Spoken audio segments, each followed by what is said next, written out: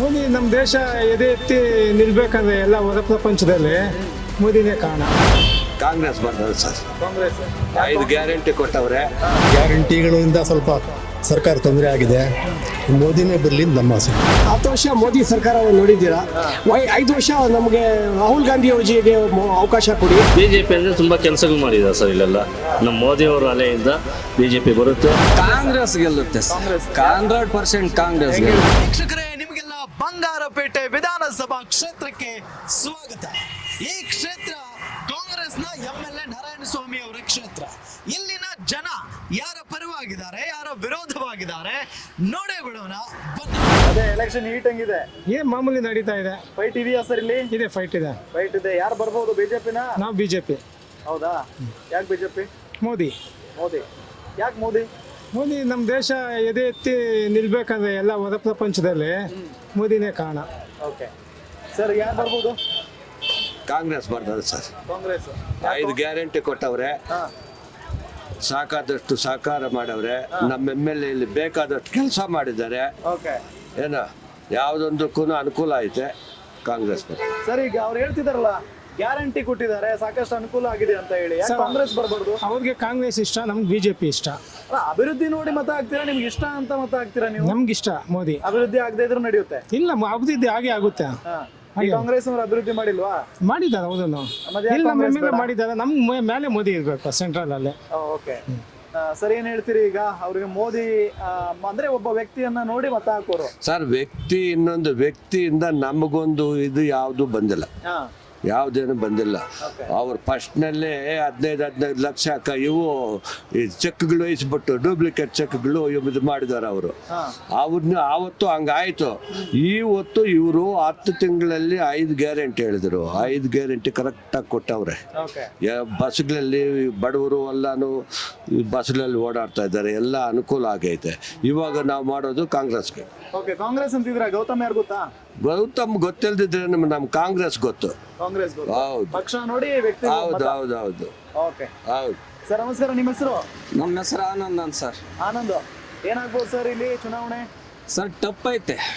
ಟಪ್ fight ಇದೆ ಒಟ್ಟು. Fight ಇದೆ. ಫೈಟ್ ಇದೆ. ಯಾರು JDS? ಕಾಂಗ್ರೆಸ್ ಗೆಲ್ಲುತ್ತೆ. ಕಾಂಗ್ರೆಸ್. 100% ಕಾಂಗ್ರೆಸ್ ಗೆಲ್ಲುತ್ತೆ. ಕಾಂಗ್ರೆಸ್ ಗೆಲ್ಲುತ್ತೆ. ಕಾಂಗ್ರೆಸ್ ಅಷ್ಟೊಂದು ಕೆಲಸ ಅಭಿವೃದ್ಧಿ ಮಾಡಿದೆ ಸರ್. ಕಾಂಗ್ರೆಸ್ ಬಿಟ್ಟು ಅಭಿವೃದ್ಧಿನಲ್ಲಿ ಎರಡನೇ ಮಾತೇ ಇಲ್ಲ. ಈ ಬಂಗಾರಪೇಟೆ ಕ್ಷೇತ್ರಕ್ಕೆ 1200 ಕೋಟಿ ಸಿದ್ದರಾಮಯ್ಯ ಪೀರಿಯಡ್ನಲ್ಲಿ 1200 ಕೋಟಿ ರೂಪಾಯಿ ಅನುದಾನ ಕೊಟ್ಟಿದ್ದಾರೆ. ಜೋಡಿ ರಸ್ತೆ ಆಗಿರ್ಬೋದು, ಹಾಸ್ಪಿಟ್ಲ್ ಆಗಿರ್ಬೋದು, ಪೊಲೀಸ್ ಸ್ಟೇಷನ್ ಆಗಿರ್ಬೋದು, ಹಾಸ್ಟೆಲ್ ಆಗಿರ್ಬೋದು, ಎಲ್ಲ ಅಭಿವೃದ್ಧಿ, ಎಲ್ಲ ಕೆಲಸಗಳಾಗಿರೋದು ಕಾಂಗ್ರೆಸ್ ಪಕ್ಷನಿಂದಾನೇ ಇಲ್ಲಿ. ಇದು ಭದ್ರಕೋಟೆ, ಕಾಂಗ್ರೆಸ್ ಭದ್ರಕೋಟೆ. ಕಾಂಗ್ರೆಸ್ ಅಂತೂ ಇಲ್ಲಿ ಸೋಲ್ಸಕ್ಕಾಗೋದೇ ಇಲ್ಲ. ಓಕೆ. ನಮ್ಮ DK ಶಿವಕುಮಾರ್ ಬಂಡೆ ಯಾವ ಥರನೋ ಅದೇ ತ್ರಿಬಲ್ ಬಂಡೆ ನಮ್ಮ SN Narayanaswamy. Okay. Okay sir, ನಮಸ್ಕಾರ. ನಮಸ್ಕಾರ ಸರ್. ಏನ್ ಹೆಸರು? ಸರ್, ಸೈಯದ್ ಇಮ್ದಾದುಲ್ಲಾ ರಫೀಕ್ ಅಂತ. ಏನ್ ಫೈಟ್ ಇದೆಯಾ ಸರ್? ಏನ್ ಕತೆ ಇಲ್ಲಿ? ಸರ್, ಇಲ್ಲಿ ಫೈಟ್ ಏನಿಲ್ಲ ಸರ್. ಇಲ್ಲಿ ಒಂದ್ ಸೈಡ್ ಇದೆ ಎಲೆಕ್ಷನ್. ಎರಡನೇದು ಬಂದ್ಬಿಟ್ಟು 10 ವರ್ಷ ಮೋದಿ ಸರ್ಕಾರ ನೋಡಿದ್ದೀರಾ? ಒನ್ ಸೈಡ್ ಅಂದ್ರೆ ಯಾರು? ಇಲ್ಲ, ಒಂದ್ ಸೈಡ್ ಅಂದ್ರೆ ಕಾಂಗ್ರೆಸ್ ಸರ್. ಕಾಂಗ್ರೆಸ್. 10 ವರ್ಷ ಮೋದಿ ಸರ್ಕಾರ ನೋಡಿದ್ದೀರಾ? 5 ವರ್ಷ ನಮಗೆ ರಾಹುಲ್ ಗಾಂಧಿ ಅವರಿಗೆ ಅವಕಾಶ ಕೊಡಿ. ಅವ್ರು ಹೆಂಗ್ ಮಾಡ್ತಾರೆ ನೋಡಿ, ಆಮೇಲೆ ನಿಮ್ಗೆ ಗೊತ್ತಾಗುತ್ತೆ, ಡಿಫ್ರೆನ್ಸ್ ಗೊತ್ತಾಗುತ್ತೆ. 10 ವರ್ಷ ಅವ್ರಿಗೆ ನೋಡಿದಿರಲ್ಲ, 5 ವರ್ಷ ಚೇಂಜ್ ಮಾಡಿ ನೋಡಿ ಸರ್ಕಾರ. ಮೋದಿ ಅವರು ಚೆನ್ನಾಗಿ ಕೆಲಸ ಮಾಡಿಲ್ವಾ ನಿಮ್ ಪ್ರಕಾರ? ಇಲ್ಲ, ಚೆನ್ನಾಗಿ ಮಾಡಿಲ್ಲ ಅಂದ್ರೆ ಚೆನ್ನಾಗಿ ಏನ್ ಮಾಡಿದಾರೆ ಏನಿಲ್ಲ ಅಂತ ಪಬ್ಲಿಕ್ಗೆ ಗೊತ್ತಿದೆ. ಎಲ್ಲ ಬೆಳೆಗಳು ಜಾಸ್ತಿ ಆಗಿದೆ. ಸಿಲಿಂಡರ್ ಬೆಲೆಗೆ ಡಬಲ್ ಆಗಿದೆ ಸಿಲಿಂಡರ್ ಬೆಲೆ. ಆಮೇಲೆ ಎಲ್ಲಾ ಬೆಲೆ ನಿಮ್ಗೆ ಗೊತ್ತಿದೆ, ಪೆಟ್ರೋಲು, ಡೀಸೆಲ್ ಎಲ್ಲ ಬೆಲೆ ಜಾಸ್ತಿ ಆಗಿದೆ. ಯಾವ್ದ್ರಲ್ಲಿ ಕಮ್ಮಿ ಇದೆ ಹೇಳಿ? ಏನಾದ್ರು ಕಮ್ಮಿ ಇದೆಯಾ ಅಂತ? ಎಲ್ಲಾದ್ರಲ್ಲಿ ಜಾಸ್ತಿ ಆಗಿದೆ. ನೀವು ಹೇಳ್ತಾ ಇದ್ರಿ ರಾಹುಲ್ ಗಾಂಧಿ ಅಂತ ಹೇಳಿ. ರಾಹುಲ್ ಗಾಂಧಿ ಅವರನ್ನ ಕಾಂಗ್ರೆಸ್ನವರೇ ಒಪ್ಕೊಳ್ಳೋದಕ್ಕೆ ರೆಡಿ ಇಲ್ಲ ಸರ್. ನಾನೇನ್ ಹೇಳ್ತೀನಿ ಅಂದ್ರೆ, ಮೆಜಾರಿಟಿ ಬಂದ್ರೆ ಆಟೋಮೆಟಿಕ್ ಅವರೇ ಪ್ರಧಾನ ಮಂತ್ರಿ ಆಗೋದು ಸರ್. ಆಗೋದಾ? ಅವ್ರು 100% ಮೆಜಾರಿಟಿ ಬಂದ್ರೆ ಆಗೋದು. ರಾಹುಲ್ ಗಾಂಧಿ ಪ್ರಧಾನ ಮಂತ್ರಿ ಬರ್ತಾವ ಸರ್. ಮೆಜಾರಿಟಿ ಬರುತ್ತಾ? ಮೆಜಾರಿಟಿ ಬಂದೇ ಬರ್ತದೆ ಸರ್. ಈ ಸರಿ ಕಾಂಗ್ರೆಸ್ ಬಂದೇ ಬರ್ತದೆ ಮೆಜಾರಿಟಿ. ಕರ್ನಾಟಕದಲ್ಲಿ 28ಕ್ಕೆ ಎಷ್ಟು ಸೀಟ್? 28ಗೆ 21, ಇಲ್ಲ ಅಂದ್ರೆ 20 ಸೀಟ್ ಬರ್ತದೆ ಸರ್. ಕಾಂಗ್ರೆಸ್ ಪಕ್ಕಾ ಬರ್ತದೆ ಸರ್. 20 ಸೀಟ್ ಗ್ಯಾರಂಟಿ ಬರ್ತದೆ ಸರ್. ಕೋಲಾರ 2 ಲಕ್ಷ ಮತಗಳಿಂದ ಲೀಡ್ ಬರ್ತದೆ ಸರ್. ಲೀಡ್ ಬರುತ್ತೆ ಕೋಲಾರ. ಗೌತಮ್ ಯಾರು ಗೊತ್ತಾ ನಿಮ್ಗೆ? ಸರ್, ಗೌತಮ್ ಗೊತ್ತು ಸರ್. ಗೌತಮ್ ಅವ್ರು ಗೊತ್ತು, ಅವ್ರ ತಂದೆ ಮೇಯರು ಗೊತ್ತು, ಎಲ್ಲಾರು ಗೊತ್ತು ಸರ್. ಹೇಗಿದೆ ಸರ್ ಎಲೆಕ್ಷನ್ ಹೀಟು? ಎಲೆಕ್ಷನ್ ಚೆನ್ನಾಗಿ ನಡೀತಾ ಇದೆ.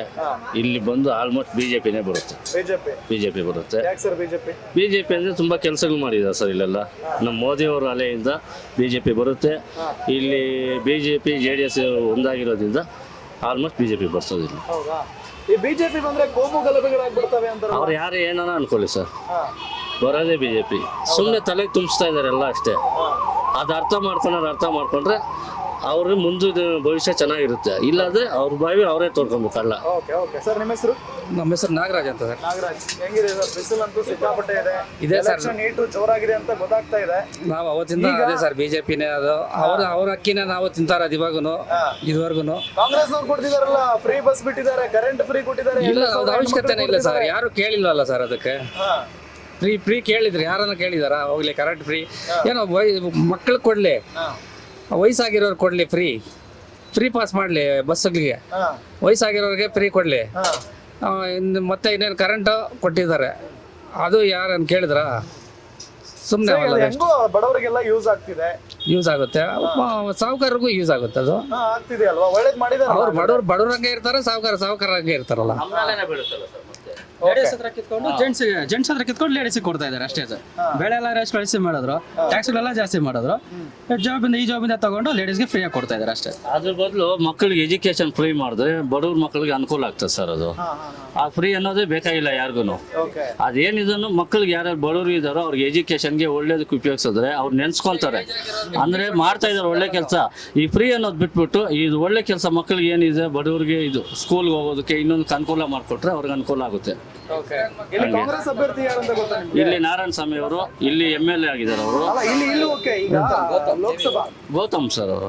ಗೌತಮ್ ನೋಡಿದೀರಾ ಇವತ್ತು? ಇಲ್ಲ ಸರ್, ನಾವ್ ಯಾರು ನೋಡಿಲ್ಲ ಇದುವರೆಗೂ. ಓಕೆ.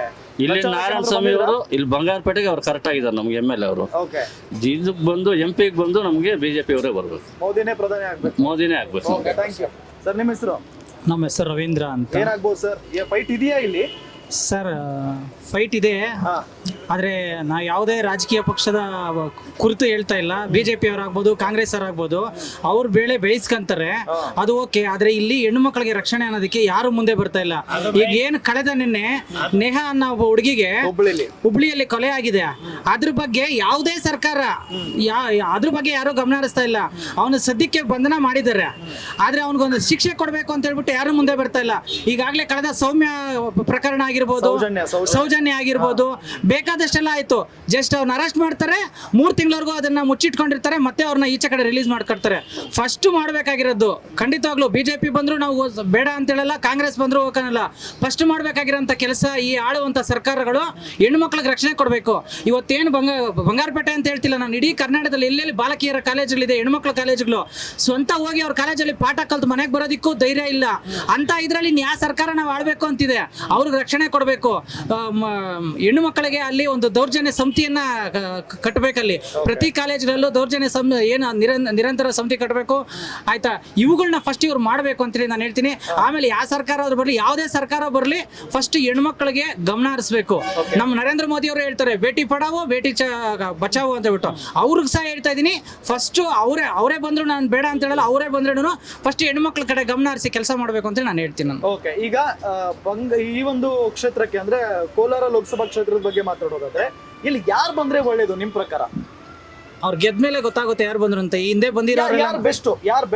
ಬಿಜೆಪಿ ಇಲ್ಲೇ ಇಲ್ವಲ್ಲ, ಬಿಜೆಪಿ ಇಲ್ಲೇ ಇಲ್ವಲ್ಲ, ಜೆಡಿಎಸ್ ಇದಾರೆ, ಈಗ ಕಾಂಗ್ರೆಸ್ ಅಭ್ಯರ್ಥಿ ಇದಾರೆ. ಇವರಿಬ್ಬರಲ್ಲಿ ಯಾರು ಬೆಸ್ಟ್ ಅನ್ಸುತ್ತೆ ನಿಮ್ಗೆ? ಕಾಂಗ್ರೆಸ್ ಅಭ್ಯರ್ಥಿ ಯಾರು ಅಂತ ನಾವು ಇದುವರೆಗೂ ಅಭ್ಯರ್ಥಿನ ಮುಖಾನೇ ನೋಡಿಲ್ಲ. ನಮ್ಮಲ್ಲಿ ನಮ್ಮ ಶಾಸಕರ MLA ಓಕೆನೇನೆ ಆಲ್ರೆಡಿ ಒಳ್ಳೆ ಕೆಲಸಗಳು ಮಾಡ್ತಾ ಇದ್ದಾರೆ, ಅದರಲ್ಲಿ ಎರಡು ಮಾತೇ ಇಲ್ಲ.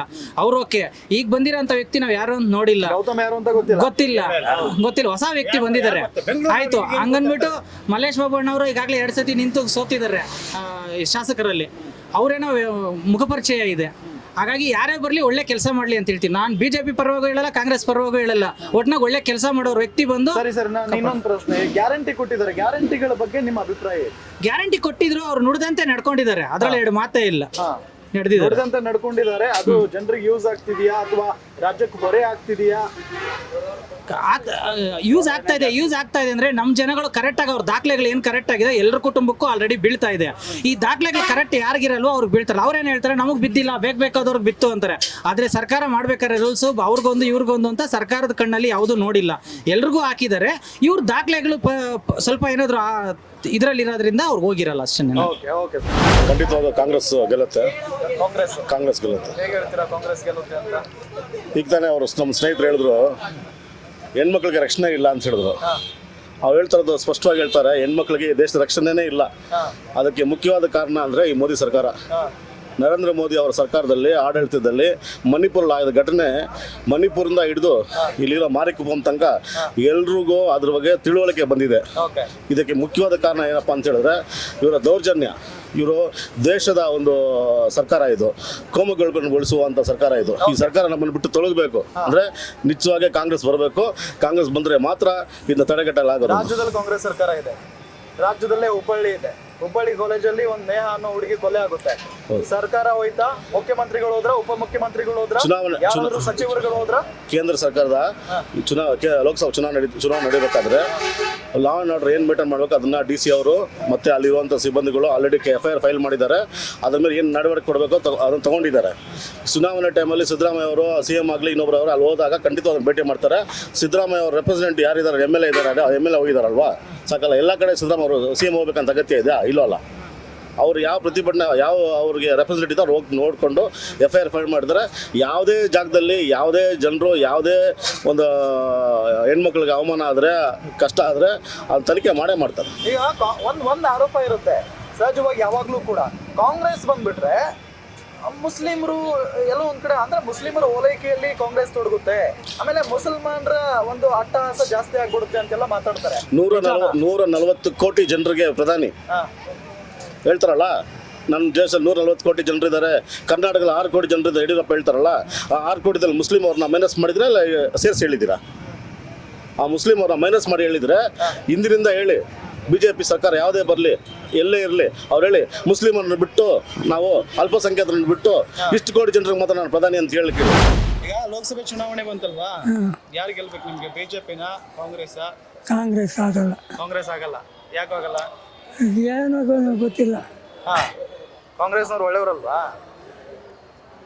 ನಾವು BJP ಕಾಸ್ತೀರಿ. BJP ಯಾಕೆ? BJP ಯಾಕೆ ಅಂತ ಏನಪ್ಪ ಮಾಡೋದು? ಮೋದಿನಾ? ಮೋದಿ ದುಡ್ಡು ಕೊಡ್ತಾನೆ ಪಾಪ ಬಡವ್ರಕ, ಅದಕ್ಕೆ ಮೋದಿ. ಇಲ್ಲಿ ಯಾರಿದ್ದಾರೆ ಈಗ BJP? ಯಾರಿದ್ದಾರಪ್ಪ ಗೊತ್ತಿಲ್ವಾ? ಮಲ್ಲೇಶ್ ಬಾಬು ಮಲ್ಲೇಶ್ ಬಾಬು ಅಂದ್ರೆ JDS ಅವರು. JDS BJP ಮೈತ್ರಿ ಆಗಿದೆ. ಇಬ್ಬರಲ್ಲ ಒಂದು ಅದೇನು BJPನೇ. ಸರಿ ಹೆಂಗಿದೆ ಸರ್ ಎಲೆಕ್ಷನ್ ಹೀಟ್ ಇಲ್ಲಿ? ಎಲೆಕ್ಷನ್ ಎಲ್ಲ ಕ್ಯಾನ್ವಾಸ್ ಮಾಡ್ತಾ ಇದ್ದಾರೆ. ಸೆಂಟ್ರಲಲ್ಲಿ BJP ಬರ್ಬೋದು. ಮೋದಿ ಬಂದ್ರೆ ಒಳ್ಳೆ ಸ್ಕೀಮ್ಸ್ ಇದೆ, ಒಳ್ಳೆ ಹೆಸರಿದೆ. ಈ ಗ್ಯಾರಂಟಿಗಳಿಂದ ಸ್ವಲ್ಪ ಸರ್ಕಾರ ತೊಂದರೆ ಆಗಿದೆ. ಮೋದಿನೇ ಬರಲಿ ನಮ್ಮ ಆಸೆ. ಸರಿ, ಈಗ ಎಲೆಕ್ಷನ್ ಈ ಕಾಂಗ್ರೆಸ್ ಅವರೆಲ್ಲ ಇಷ್ಟೊಂದು ಗ್ಯಾರಂಟಿ ಕೊಟ್ಟಿದ್ದಾರೆ. ಹೌದು, ಮಹಿಳೆಯರಿಗೆ 2,000 ಕೊಟ್ಟಿದ್ದಾರೆ. ಹೌದು, ಫ್ರೀ ಬಿಟ್ಟಿದ್ದಾರೆ. ಹೌದು, ಒಳ್ಳೇದಲ್ವಾ? ಒಳ್ಳೇದೇ. ಅದರಿಂದ ಸರ್ಕಾರದಲ್ಲಿ ಬೊಕ್ಸ ಖಾಲಿ ಆಗುತ್ತಲ್ಲ. ಅಂದ್ರೆ ಬೇರೆ ಅಭಿವೃದ್ಧಿ ಕೆಲಸಗಳಾಗಲ್ಲ. ಅಭಿವೃದ್ಧಿ ಆಗ್ತಾನೆ ಇಲ್ಲ ಈಗ. ಅದಕ್ಕೆ ಸೆಂಟ್ರಲ್ನಲ್ಲಿ BJPನೇ ಬಂದ್ರೆ ಒಳ್ಳೇದು ಕಾಣುತ್ತೆ. ಓಕೆ, ಇಲ್ಲಿ ಯಾರಿದ್ದಾರೆ ಸರ್ BJP ಅಭ್ಯರ್ಥಿ? ಮಲ್ಲೇಶ್ ಗೌಡ ಅಂತ, ಅಲಯನ್ಸ್ JDS ಅಲಯನ್ಸ್. ಇವ್ರು ಏನೋ ಕಾಂಗ್ರೆಸ್ ಅಭ್ಯರ್ಥಿ ಯಾರಿದ್ದಾರೆ? ಗೌತಮ್ ಅಂತ. ನೋಡೇ ಇಲ್ಲ, ಪರಿಚಯ ಇಲ್ಲ. ಹೊಸಬರು ಬಂದಿದ್ದಾರೆ. ಈ ಕ್ಷೇತ್ರಕ್ಕೆ ಬಂದಿರ್ತಾರ ಇಲ್ವಾ? ನಿನ್ನೆ ಮೀಟಿಂಗ್ ಆಗಿತ್ತು, ಗೊತ್ತಾಯ್ತು ನನಗೆ. ಅದೆಲ್ಲ ಸ್ವಲ್ಪ ಮೋದಿನೇ ಬಂದ್ರೆ ಒಳ್ಳೇದು ಅಂತ ಕಾಣುತ್ತೆ ಸರ್. BJP ಹಾಗಾದ್ರೆ BJP ಅಲಯನ್ಸ್ ಅಲ್ವಾ ಇದು? ಒಟ್ಟು ಕೇಂದ್ರದಲ್ಲಿ BJP ಬರಬೇಕು. ಹೌದು. Okay sir, thank you. ಹೇಗಿದೆ sir election heat? Election normal state fight government ಇದೆಯಾ ಇಲ್ಲಿ ಕೋಲಾರ ಕ್ಷೇತ್ರದಲ್ಲಿ? ಫೈಟೇ ಇಲ್ಲ. ಯಾಕಂದ್ರೆ ಮೂರು ಬಾರಿ ಮಲ್ಲೇಶ್ ಬಾಬು ನಮ್ಮ MLA ಹತ್ರ ಸೋಲನ್ನಪ್ಪಿದ್ದಾರೆ. ಆದ್ರಿಂದ ಅವರಿಗೆ ಡಿಸ್ಟಿಕ್ ಅಲ್ಲಿ ಎಲ್ಲಿ ಜನ ಬೆಂಬಲಿಸ್ತಾರೆ? ಇಲ್ಲೇ MLAನೇ ಗೆಲ್ಲಕ್ಕಾಗಲ್ಲ, MP ಗೆಲ್ತಾರ. ಅದಕ್ಕೆ 5 MLA ಇದ್ದಾರೆ. ಫುಲ್ ಸಪೋರ್ಟ್ ಕಾಂಗ್ರೆಸ್ ಸಿಗುತ್ತೆ. ಗೌತಮ್ ಗೆಲ್ತಾರೆ? ಹೌದು, 100%. ಹೌದು, ನೋಡಿದೀವಿ. ಆಲ್ರೆಡಿ ಸೋಷಿಯಲ್ ಅವರು ಕೋಲಾರ, ಅವ್ರ ತಾಯಿಯವರು ಸ್ವಂತ ಊರು ಚಿಂತಾಮಣಿ ಅವರು. ಎಲ್ಲ ಹೊರಗಡೆ, ಮುನ್ಸ್ವಾಮಿ ಕೂಡ ಹೊರಗಡೆ ಅವರೇ, ಅವ್ರೇನು ಲೋಕಲ್ ಅವರ. ಸೊ ಈಗ ನೀವು ಕಾಂಗ್ರೆಸ್ ಕಾಂಗ್ರೆಸ್ ಯಾಕಂದ್ರೆ ಮೋದಿ ಸರ್ಕಾರ ಬಂದು ಎಲ್ಲ ಬಡವರ ಹೊಟ್ಟೆ ಮೇಲೆ, ಪಬ್ಲಿಕ್ ಸೆಕ್ಟರ್ ಹೊಟ್ಟೆ ಮೇಲೆ, ತಾಯಿ ಮನೆ ಮೇಲೆ ಕೈ ಇಟ್ಟಿದ್ದಾರೆ. ಆದ್ರಿಂದ ಬಿಜೆಪಿ ಸರ್ಕಾರ ಬರೋದಕ್ಕೆ ಬಿಡಲ್ಲ. ಪಬ್ಲಿಕ್ ಸೆಕ್ಟರ್ಸ್, ಗೌರ್ಮೆಂಟ್ ಸರ್ವೆಂಟ್ಸ್ ಎಲ್ಲರೂ ಕಾಂಗ್ರೆಸ್ ಬೆಂಬಲಿಸಬೇಕಂತ ನಿರ್ಧಾರ ಮಾಡಿಬಿಟ್ಟಿದ್ದಾರೆ. ಈಗ ಮುನಿಸ್ವಾಮಿ ಅವರು ಇದ್ರಲ್ವಾ ಹಾಲಿ MP, ಹೌದು. ಅವರ ಒಂದು ಅಭಿವೃದ್ಧಿ ಕೆಲಸ ಹೆಂಗಿತ್ತು? ಏನು ಮಾಡಿಲ್ಲ ಅವರು, ಬರೀ ಅಲ್ಲಿ ಇಲ್ಲಿ ಡ್ಯಾನ್ಸ್ ಅದು ಇದು ಮಾಡ್ಕೊಂಡು ಇದನ್ನೇ ಕಾಲ ನಿರ್ಣಯ ಮಾಡಿಬಿಟ್ರು. ಏನು ಮಾಡಿಲ್ಲ ಅವರು. ಸೊ ಈ ಬಾರಿ ಬಿಜೆಪಿ ವೋಟ್ ಹಾಕಲ್ಲ. ಹೈಯೆಸ್ಟ್ ಮತಗಳಿಂದ ಗೆಲ್ತಾರೆ ಗೌತಮ್ ಅವರು. ರಾಜ್ಯದಲ್ಲಿ 28ಕ್ಕೆ ಎಷ್ಟು ಕ್ಷೇತ್ರಗಳು? 20 ಬರುತ್ತೆ. ನಮ್ಮ ಕರ್ನಾಟಕ ಸ್ಟೇಟ್ ಅಲ್ಲಿ 20 ಕಾಂಗ್ರೆಸ್ ಗೆಲ್ತೀವಿ. ಖಂಡಿತ. ಕೋಲಾರದಲ್ಲಿ ಕಾಂಗ್ರೆಸ್. ಎಲೆಕ್ಷನ್ ನೀಟ್ ಹೆಂಗಿದೆ? ಈ ಟೈಮಲ್ಲಿ ಇನ್ನೂ ಯಾವುದೋ ಪಬ್ಲಿಕ್ ಆಗಿಲ್ಲ. ನಾವು ಹಾಕೋದು ಈಗ JDS. JDS ಹೇಳಿ, ಯಾರು ನಿಂತ್ಕೊಂಡಿದ್ದಾರೆ ಈಗ? ಕೊಯ್ಲೆ ಇವ ಮಲೇಶ್ ಬಾಬು. ಯಾಕೆ JDS ಇವಾಗ 2 ಸಲ ಸೋತಿದ್ದಾನ ಪಾಪ. 3 ಸಲ ಹೊಸಬರು ಬಂದ್ರೆ ಏನೋ ಒಂದು ನಡೆಯುತ್ತೆ ಕೆಲಸಗಳು. 2 ಬಾರಿ ಸೋಲಿಸ್ಬಿಟ್ರಲ್ಲ ನೀವು ಸೇರಿ. ಇದು ನಾವೆಲ್ಲ ಆವಾಗಲೇ ಆಗ್ತಾರ JDSಗೆ. ಏನಂದ್ರೆ ಈ ಕಿತ ಗೆಲ್ಬೇಕು ಅಂದ್ಬಿಟ್ಟು. ಗೆಲ್ಬೇಕು. ಈಗ ಕಾಂಗ್ರೆಸ್ ಅವರೆಲ್ಲ ಚೆನ್ನಾಗಿ ಮಾಡಿದಾರಲ್ಲ. ಏನ್ ಮಾಡಿದಾರಪ್ಪ? ಗ್ಯಾರಂಟಿ ಯೋಜನೆಗಳನ್ನ ಕೊಟ್ಟಿದ್ದಾರೆ. ಏನಕ್ಕಪ್ಪ? ತಿನ್ನಕ್ಕೆ ಹೆಂಗಸರಿಗೆ ಲಾಯಕ್ಕೋ, ಗಂಡಸರಿಗೆ ಯಾರಿಗೂ ಏನೂ ಇಲ್ಲ. ಹೌದಾ? ಓಕೆ. ಈಗ 2 ಸಾವಿರ ಕೊಡ್ತಿದ್ದಾರೆ ಹೆಣ್ಮಕ್ಳಿಗೆ, ಬಸ್ ಫ್ರೀ ಎಲ್ಲ ಬಿಟ್ಟಿದ್ದಾರೆ. ಏನಕ್ಕಪ್ಪ? ಅದೇ ಕಾಸು ಕೊಟ್ಟು ಹೋಗೋವಾಗ ಬಸ್ಗಳು ಚೆನ್ನಾಗಿತ್ತು. ಬೆಳಿಗ್ಗೆ ಹೊತ್ತು ಬಂದು ನೋಡಿ ಇಲ್ಲಿ ಬಸ್ಗಳಲ್ಲಿ ಸ್ಕೂಲ್ ಮಕ್ಕಳು ಬಸ್ಗಳು ಸಾಯ್ತಾ ಇದ್ದಾರೆ. ಕಾಂಗ್ರೆಸ್ ಫೈಟ್ ಇದೆಯಾ ಇಲ್ಲಿ? ಇದೆ ಫೈಟ್ ಇದೆ. ಜಿದ್ದಿನ ಕಣ ಬರುತ್ತೆ. ಕಾಂಗ್ರೆಸ್ ಬರುತ್ತೆ. ಯಾಕೆ ಕಾಂಗ್ರೆಸ್ ಬರುತ್ತೆ? ಒಳ್ಳೆ ಕೆಲಸ ಮಾಡಿದ್ರೆ ಬರ್ತಾರೆ. ಹೌದಾ? ಯಾರಿದ್ದಾರೆ ಕಾಂಗ್ರೆಸ್ ಇಲ್ಲಿ ಅಭ್ಯರ್ಥಿ? KV ಗೌತಮ್. ಹೌದು. ನೋಡಿದೀರಾ ಅವ್ರನ್ನ? ನೋಡಿದೀವಿ. ನಾವು ಏನಿದ್ರೆ SL ಫಾರ್ವರ್ಡ್ ನಾವು. ಹೌದಾ? ಓಕೆ. ಯಾವಾಗ ಬಂದಿದ್ರು? ಮೊನ್ನೆ ಬಂದು ಹೋದ್ರಲ್ಲ. ಬಂದಿದ್ರಾ? ಬಂದಿದ್ರು. ಮಲ್ಲೇಶ್ ಬಾಬು ಅವ್ರನ್ನ ಪದೇ ಸೋಲ್ಸಿದಾರ ಪಾಪ. ಈಗ ಗೆಲ್ಲಿಸ್ಬೇಕು ಅನ್ಸಲ್ವಾ? ಒಳ್ಳೆ ಕೆಲಸ ಮಾಡಿದ್ರೆ ಯಾಕೆ ಸೋಲ್ತಾರೆ? ಒಳ್ಳೆ ಕೆಲಸ ಮಾಡಿದ್ರೆ ಯಾಕೆ ಸೋಲ್ತಾರೆ? ಯಾರು ಒಳ್ಳೆ ಕೆಲಸ ಮಾಡ್ತಾರೆ ಅವ್ರು ಗೆಲ್ತಾರೆ ಅಷ್ಟೇ. ಯಾಕೆ ಎಲ್ರು ಈಗ ಆಲ್ಮೋಸ್ಟ್ ನೋಡ್ತಿದ್ದೀನಿ, ಬಹಳಷ್ಟು ಜನ ಬಿಜೆಪಿ ಅಂತಿದ್ದಾರೆ. ಮೋದಿ ಅವರು ಕೇಂದ್ರದಲ್ಲಿ ಬರಬೇಕು, ಪ್ರಧಾನಿ ಅವರೇ ಆಗ್ಬೇಕು ಅಂತಿದ್ದಾರೆ. ಅದೇನು ಅವ್ರನ್ನ ಕೇಳ್ಬೇಕು ನೀವು. ನಿಮಗೆ ಮೋದಿ ಅವರು ಬರೋದು ಇಷ್ಟ ಇಲ್ಲ? ಇಲ್ಲ. ಯಾಕೆ? ಏನ್ ಗ್ಯಾಸ್ ರೇಟ್ ಎಲ್ಲ ಜಾಸ್ತಿ ಆಗಿದೆ, ಪೆಟ್ರೋಲ್ ಡೀಸೆಲ್ ಬೆಲೆ ಜಾಸ್ತಿ ಆಗಿದೆ, ಎಲ್ಲ ವಸ್ತು ಜಾಸ್ತಿ ಆಗಿದೆ. ಇನ್ನೇನು ಕಡಿಮೆ ಇದೆ ಹೇಳಿ? ಪ್ಯಾಸೆಂಜರ್ ಹತ್ರ ಒಂದು 5 ರೂಪಾಯಿ ಜಾಸ್ತಿ ಕೇಳಿದ್ರೆ ಒಂಥರ ಬೈತಾರೆ, ಮಾತಿಗೆ ಮಾಯಿಗೆಲ್ಲ ಬೈತಾರೆ. ಈ ಕಾಂಗ್ರೆಸ್ನವ್ರು ಗ್ಯಾರಂಟಿ ಕೊಟ್ಟಿದ್ದಾರೆ, ಒಂದ್ ಕೈ ಕೊಟ್ಟು ಇನ್ನೊಂದ್ ಕೈಯಲ್ಲಿ ಇಸ್ಕೊಳ್ತಿದ್ದಾರೆ ಅನ್ನೋ ಆರೋಪ ಇದೆ. ಅದೆಲ್ಲ ಸುಳ್ಳು. ಗ್ಯಾರಂಟಿ ಎಲ್ಲ ಸರಿಯಾಗಿ ಬರ್ತಾ ಇದೆ. ಸೊ ಗ್ಯಾರಂಟಿ ಈ ಸಾರಿ ನಿಮ್ದು ಕಾಂಗ್ರೆಸ್. ನೋಡಿದ್ರಲ್ಲ ವೀಕ್ಷಕರೇ, ಅಂದ್ರೆ ಈ ಬಂಗಾರಪೇಟೆ ಕ್ಷೇತ್ರ ಮೊದಲೇ ಕಾಂಗ್ರೆಸ್ನ ಭದ್ರಕೋಟೆ ಅಂತ ಖ್ಯಾತಿಯನ್ನ ಗಳಿಸಿರೋದು. ಇಲ್ಲಿನ ಜನ ಅಂದ್ರೆ ಒಂದ್ ಕಡೆ ಬಹಳಷ್ಟು ಜನ ಹೇಳ್ತಾ ಇರೋದು, ಇಲ್ಲ ಕಾಂಗ್ರೆಸ್ ಅಭ್ಯರ್ಥಿಗೆ ನಾವು ಮತ ಹಾಕ್ತೀವಿ ಅಂತ ಹೇಳಿ. ಇನ್ನೊಂದಿಷ್ಟು ಜನ ಇಲ್ಲ ಬಿಜೆಪಿಗೆ ನಾವು ಮತ ಹಾಕೋದು, ದೇಶ ಸುಭದ್ರವಾಗಿರ್ಬೇಕು ಅಂತ ಅಂದ್ರೆ ಬಿಜೆಪಿ ಬರಲೇಬೇಕು, ಮೋದಿ ಅವರು ಪ್ರಧಾನಿ ಆಗ್ಲೇಬೇಕು ಅಂತ ಹೇಳ್ತಾ ಇದ್ದಾರೆ. ಹಾಗಾಗಿ ಕಾದ್ ನೋಡೋಣ ಇಲ್ಲಿಯ ಜನರ ಅಭಿಪ್ರಾಯ ಇದು. ಇನ್ನು ಮುಂದಿನ ಕ್ಷೇತ್ರಕ್ಕೆ ನಾವು ಹೋಗೋಣ, ಬನ್ನಿ. ಗ್ಯಾರಂಟಿ ನ್ಯೂಸ್, ಸುದ್ದಿ ಖಚಿತ, ನ್ಯಾಯ ನಿಶ್ಚಿತ.